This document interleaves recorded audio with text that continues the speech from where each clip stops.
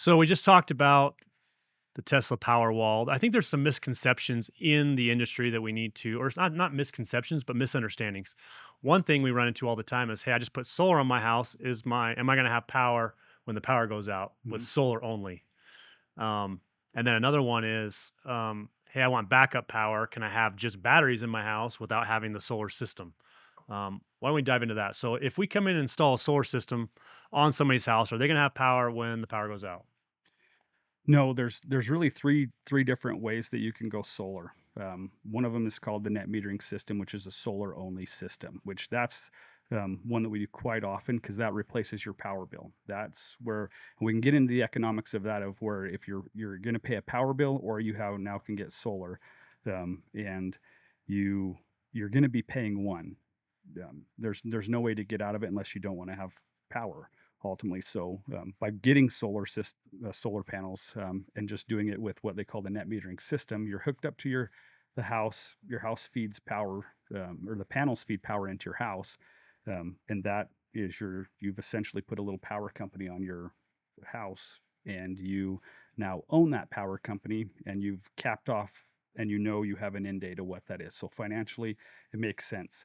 A lot of people that we have around here really like the fact that they can control their power bill and that they don't have to keep experiencing raises in their power price, which was over 20% this year. So that starts to add up pretty quickly. We do find that some have a little bit of a drawback to that. If you have a net metering only system and the power goes out, the power company, the way that they're wired, the way that they have us do that is that your solar system, it doesn't not work, it just doesn't push power. So at that point, the net metering system works fantastically for an ability to be able to source your own power. You are linked to the power company. When the power goes out at the power company, your power goes out the same as everybody else's. So a lot of people think that, and there are some kind of one-off situations that you can do it, but they're not very user friendly to be able to have power when the power goes out. So typically, the way that it works is the power goes out with the net metering system.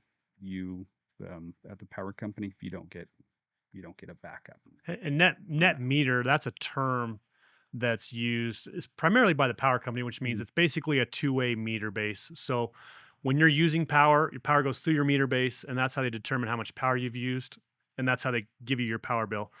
With a net meter, you have power coming from the power company, but you also have power coming from your solar panels back through the meter base to the power company, and then they net that difference, and that's why it's called a net meter.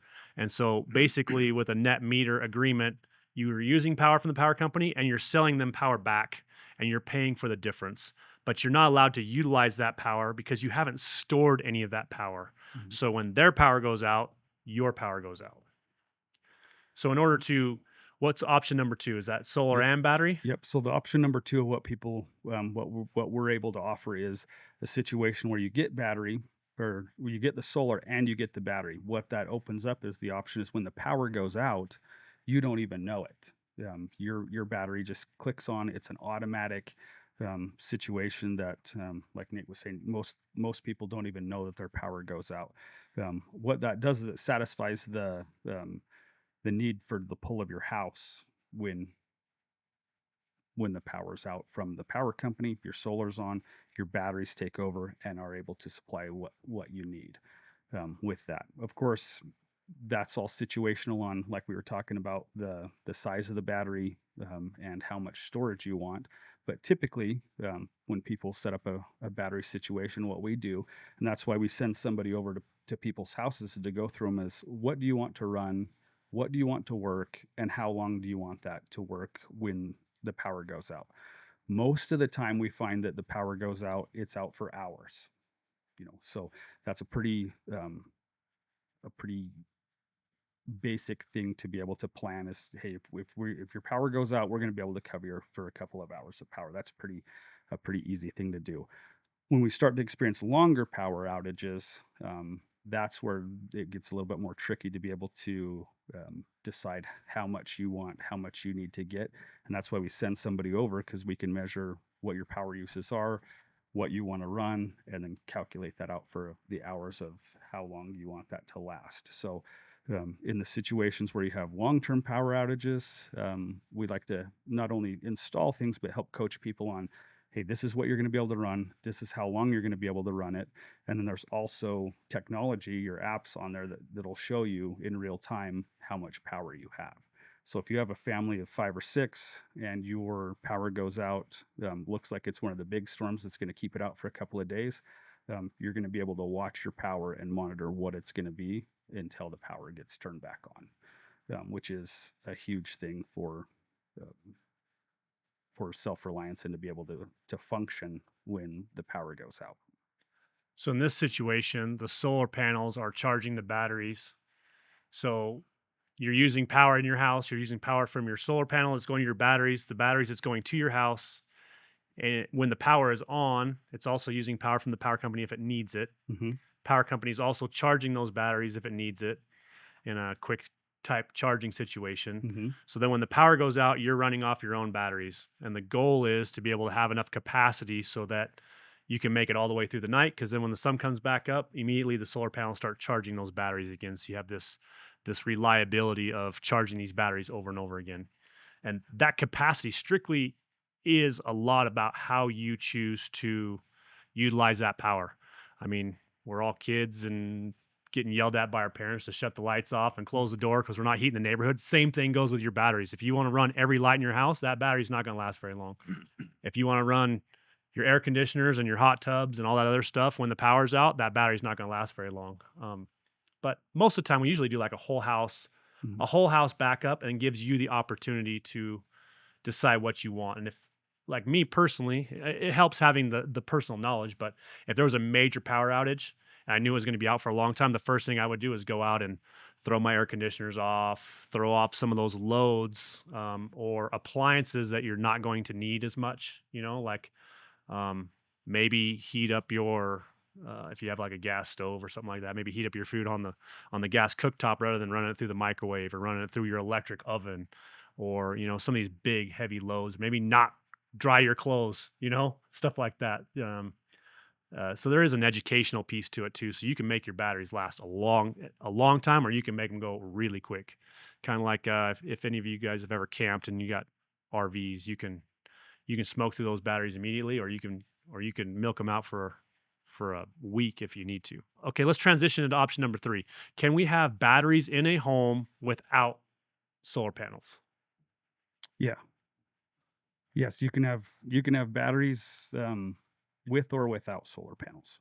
And at that point, all they're doing is the batteries are just there, just waiting in limbo for a power outage. And then when the power goes out, then they take off. But other than that, you don't hear them, see them, nothing. They're not charging. They're charging from the power company because you don't have the solar Hmm. to charge them when the sun's out. So basically, the only downside of that would be if there is a power outage, you got one bank of batteries until the power comes back on. Yeah, so you're a little bit limited by what you can do. The nice with all of the things, the products that we use, a lot of the leading thing is how easy is this going to be to use, how user friendly is this going to be to use. With the batteries that are on a just a battery solo situation, you just really got to watch it because it's charging from the utility, and then once the power goes out, you just have that limited capability of what it's going to use. That's why we do recommend, and why we're a big proponent of adding solar panels to your place. The solar panels relieve that situation where not only do they replace a bill that you already have, but they also open up the situation where if the power goes out, you're not obviously relying on the power company to come back on. You have the ability to charge your panels back up, or charge your battery back up from the panels, and to be able to have a continued renewable resource with the solar. So we find that solar's actually the top tier. We find more people will go solar, and just to get off of the power company's grind and to have the net metering option for them. And then a lot of people we're seeing are going back after they get the solar, after they see how good it works, after they enjoy that, then they want to take the next step to be able to add batteries and have that backup. I kind of compare it to the solar panels is the basic stuff that you need. You're already paying for solar. You're already paying a power bill each and every month. So solar, when you is comparable that that aisle of the grocery store when you're buying that you have to have that. We're already paying for this. We know we're going to need this. We know we're going to get that. When you introduce the battery situation into solar, what happens then is that's the good stuff that you get off of the shelf, the kind of the top shelf stuff that you like, that you're like, hey, this is going to be a lot funner of a trip to the store kind of a thing. I have a lot more options to be able to do this. So it does add a little bit more to your system, but the value proposition of having a solar system and a battery goes way up, because now you're almost independent. You're still hooked to the power company in a sense of having that third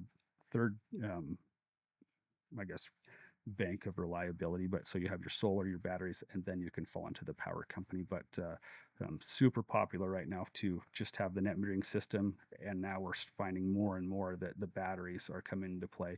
I think some of that comes down to the usability of them, and then the price points are coming down. We're able, because we are local, because we are here and we're experienced, we have experienced guys that install this, we can install it and save people money in doing that. Well, I like the battery system being tied to it because it just,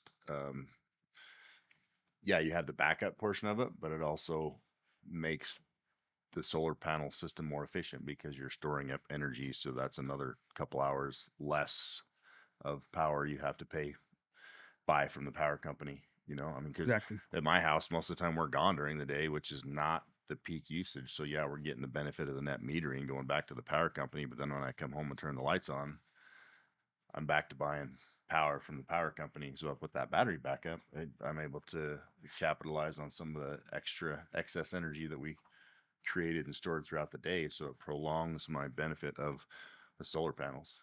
So I kind of look at it for me personally, not having the battery, like I'm just giving a lot of energy away because I could store some of it. So I feel like we get more out of it, out of the panels. Yeah, because the power company does their buy sell rates are different, right? So if you buy a kilowatt, you're buying it at one price, and if you're selling it back to them, you're selling it at a significantly reduced rate. But if you're producing that power and then you're consuming that power, then that's power that you don't have to purchase from the power company. So it's almost like you're getting like a 4-time return on the power that you've consumed and used because you don't have to buy it at full retail from the power company.